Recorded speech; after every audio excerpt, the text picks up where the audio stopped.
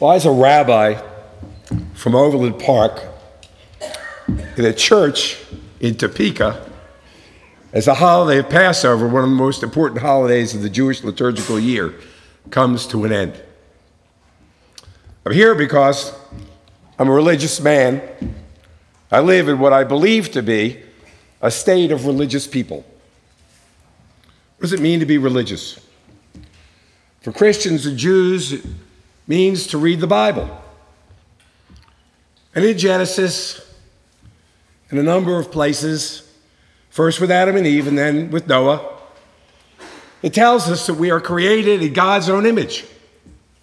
In the image of God, God created them. Doesn't say anything about cost.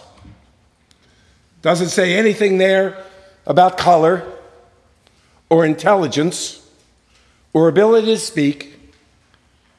It says all human beings, every one of us, created in the image of God, equally and together.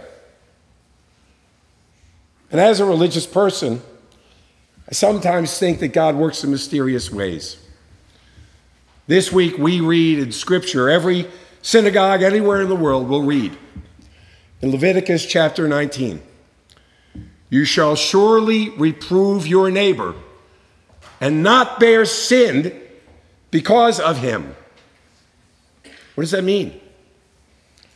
It means that sometimes other people act in such a way that without our having a voice or without us having control, the sin goes on our souls.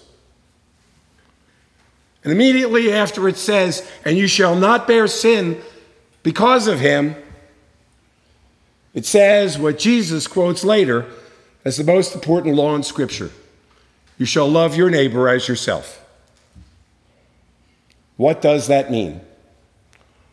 I believe that it means to ask ourselves the question, what are we called upon to do to recognize that every soul is created in God's image and deserves, therefore, not divine protection, but our protection?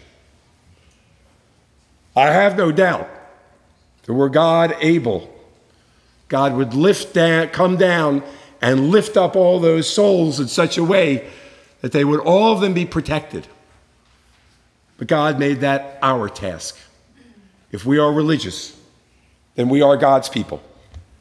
And God's people recognize the God in each and every one of us, and we act on their behalf.